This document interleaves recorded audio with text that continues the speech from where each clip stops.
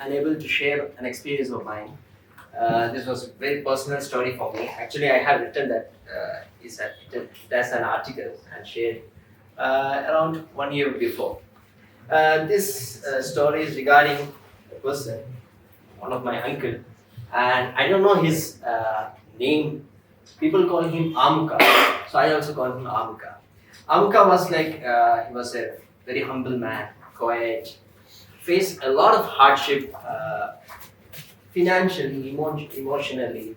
You know, he did a lot of sacrifice to upbring his children, and they were caring till the end. Sometimes I remember him riding the bicycle slowly, smoothly, because he's a kind of introvert, his own world of thoughts. He used to wear white shirt and white dhoti. And I read his story time and again to bring the reality on to me. Sometimes, we check, focus goes on. I just try to read this story and reality comes back to me. Once he attended a marriage function and he felt a kind of nausea feeling and he vomited. Nothing serious, the family went back home. A few days later, he experienced a tired feeling, a lot of exhaustion. He complained to his sons and they took him to the hospital and he was diagnosed with 4th stage cancer. And the doctor said he has very limited number of days to live and you can do nothing about it. So I heard this news and the thing was that before all this happened, let me take you back. Once, along with some of my brothers, I went to this Amuka's house and he came out, he stood in veranda, the front veranda. And one of our brother, he was speaking to him, reality of life, what should be our purpose in life. And Amuka was just staring at him. So this one of my brother was speaking to him and Amuka was just staring at this person, listening attentively, whatever his old ears could grasp. So I was looking at Amuka, okay, and I was just wondering, the kind of sacrifices he went through. How it's weird, but how long he's gonna live. I'm just, some thought came to my mind. So when I heard this news, this was already there in my memory. I went to his house, and when he was diagnosed with, months later, he was diagnosed with cancer. The family didn't inform him, and neither his wife. So when I went to his house, he was not there. He was taken for some small homeotherapy, treatment, treatment. So I spoke with his family, and the wife very recently came to know the situation of her spouse, and she was a very strong woman, a lot of patience with the degree of God that has happened to him. So I told that, according to our belief, we have a next life. So I told that the only thing we can do is that boost him spiritually, because he was fine. People were coming to his house, they were shaking hands with him. He just, greetings, courtesy talks, and remain silent and just listen to people's conversation that happens. So I told them that it's better that we do spiritually, so that he have a good ending from this world. That's all we can do now. So they said they are doing that. Once in a while when they gather, everybody recites some part of the scripture. So he also recites. When everybody is reciting, you also recite. Because you cannot say that you're gonna die now, so recite. That's not possible. So that day I couldn't meet him. So I was, very busy with my business activities, a lot of traveling I used to do. So his health was deteriorating day by day. So I had a guilty feeling that ever since he was diagnosed with cancer, I was not able to meet him. And another uncle of mine, a few months back, has passed away. And I just was keep on postponing that I will meet the next day. And all of a sudden he died, then only I could meet him. So I was having this guilty feeling. And few days later, I heard that he was admitted to the hospital. His situation is very critical. So I took the firm decision that before I plan for my next business trip, I will meet him. And I took my grandmother, we went to the hospital, and we went to his room. And I remember that when I entered the room, I saw Amuka unconscious. And his wife and daughter, they were just hopelessly watching him taking every breath with great difficulty. So I greeted them, I went to Amuka, and I saw him that his hands were tied to the bed and there was a tube inserted to his nose. And he was silent for some time. After that, he used just shake a lot, whatever muscle that was remaining for him.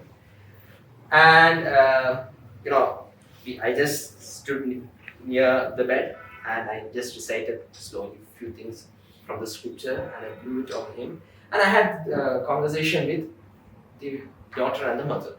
So they said they were like pale, stressed out, because being awake the whole night yesterday and fearing when the soul will depart.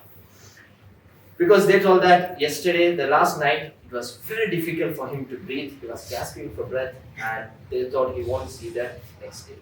Morning it was calm.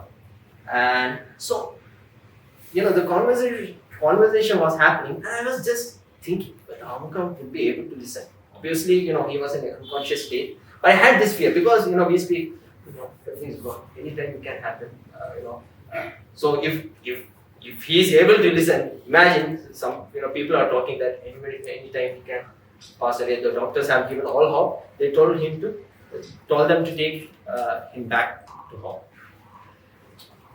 Anyway, I thought of leaving. Then his son came, so I told him the same advice, that do something spiritually. This is the only thing we can do. We can't do anything more. And he also agreed, and after that, I was about to leave. So again, I went to his bed and his daughter, somehow, they didn't have any hope. She called, in Muslim we call Wapa. Wapa. And he just opened his eyes for some time and it's closed. So I realized that he can listen.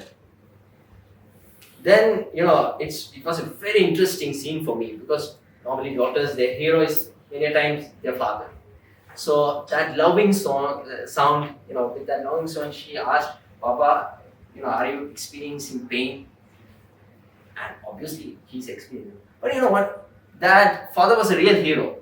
Considering the daughter's emotion, he just gently closed his eyes, indicating he's not. Obviously, he's experiencing pain.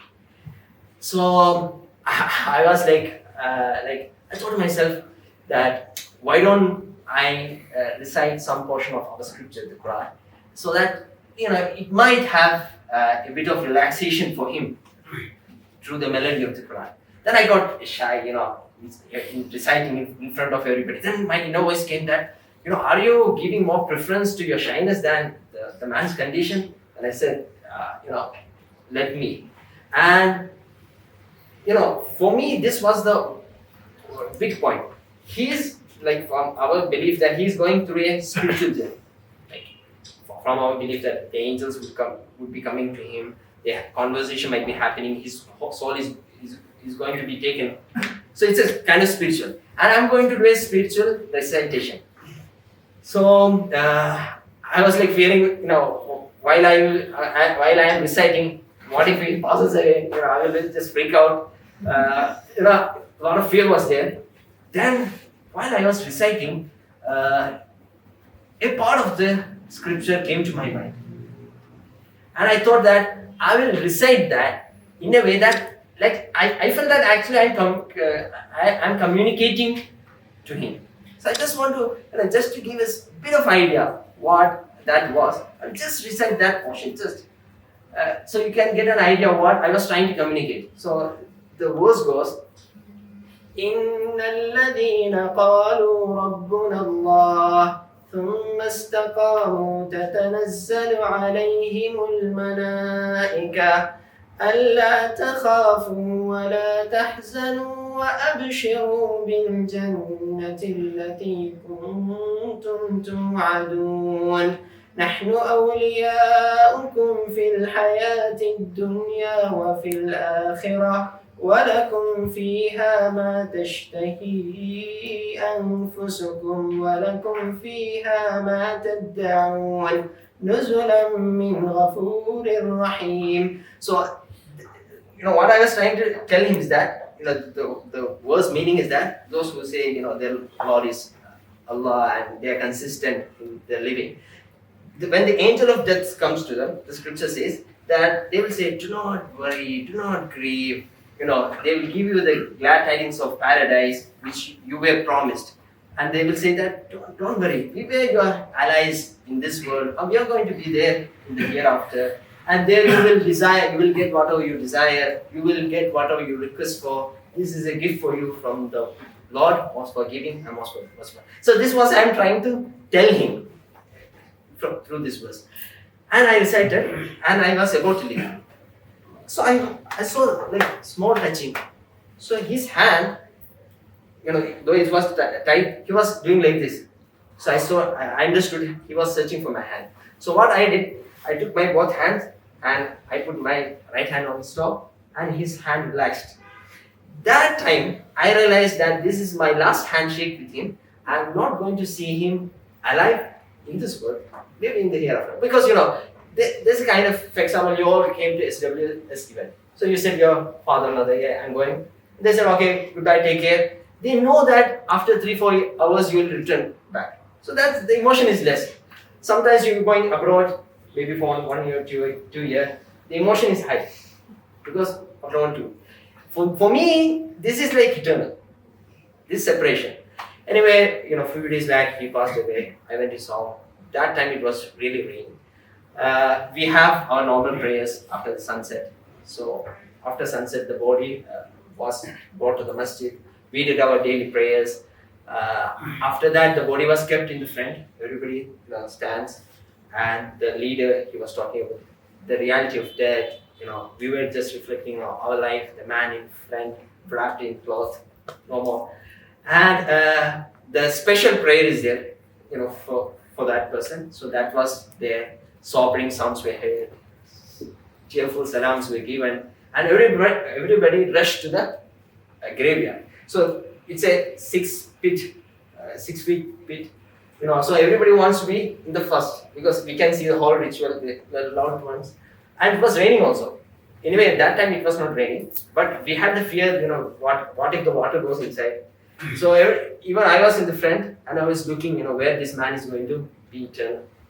And the body was taken from the casket, tossed to different hands, and his son, everybody was putting the body in the ground. So I was like reflecting on my life, his life, and being careful that the grave nearby, I don't stand on the grave nearby.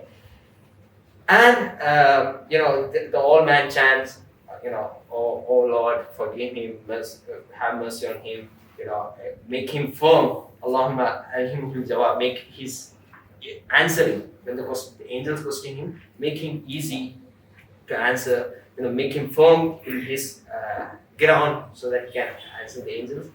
And I was like reflecting that moment, that the man who when we spoke, he was listening to our conversation, the man who people never had any fear, the man who listened to my recitation and he offered his last handshake with me, has returned to what he has been promised. I continued my worldly life, he was continuing his life in the hereafter, and he saw what he has been promised. I'm waiting for mine. And I just keep on reading this story. For me, no matter what we do, end of the day, the destiny is that. Thank you very much.